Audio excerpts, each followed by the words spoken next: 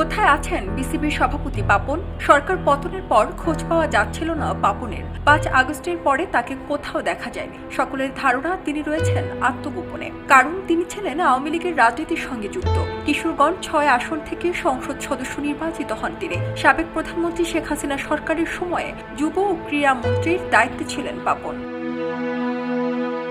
সরকার পতনের পর কিশোরগঞ্জে তার পৈতৃক বাড়ি ভাঙচুর করা হলেও সেখানেও ছিলেন না তিনি। তাহলে কোথায় আছেন তিনি? পরে ধারণা করা হয় পাপন দেশ ছেড়েছেন এবং বর্তমানে লন্ডনে অবস্থান করছেন।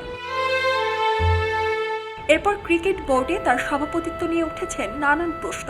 বিদেশে বসেই সেই সমস্যার সমাধান করেছেন পাপন। বাংলাদেশ ক্রিকেট বোর্ডের সভাপতির পদ থেকে সরে দাঁড়াতে তিনি রাজি হয়েছেন। বিসিবির এক শীর্ষ পরিচালককে তিনি দেশের বাইরে থেকে ফোনে এই ইচ্ছের কথা জানিয়েছেন বলে নিশ্চিত হওয়া যায়।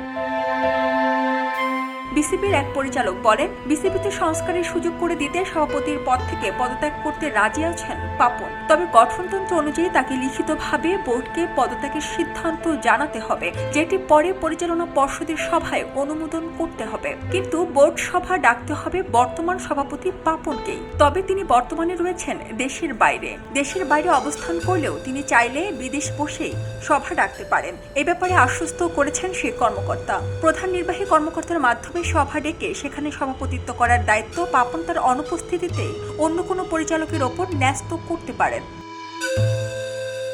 বোর্ডের অন্যরা বলেছেন, অন্তর্বর্তীকালীন সরকার চাইলে তারাও একযোগে পদত্যাগ করবেন। ২০১২ সালে সরকার মনোনীত সভাপতি হিসেবে বিসিবির দায়িত্ব নিয়েছিলেন নাজমুল হাসান পাপন। ২০১৩ সালের অক্টোবরে হন নির্বাচিত সভাপতি। সেই থেকে পাপনই ৩ মেয়াদে বিসিবি সভাপতির দায়িত্ব পালন করে আসছেন। সারা জেরিন, খবরের কাগজ, স্পোর্টস। সবাই যখন জোয়ারে গা ভাসায়, কেউ কেউ শির দাঁড়া সোজা করে ঘুরে দাঁড়ায়। সময় যেখানে প্রতিনিয়ত হার মেনে নিতে শেখায়, কেউ কেউ চ্যালেঞ্জ ছুড়ে দেয়।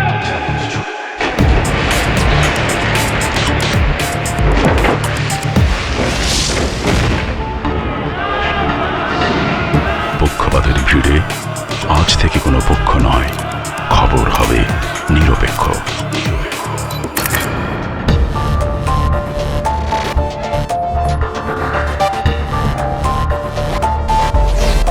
বানোয়াট তথ্যবাদ, খবর হবে নিখাদ।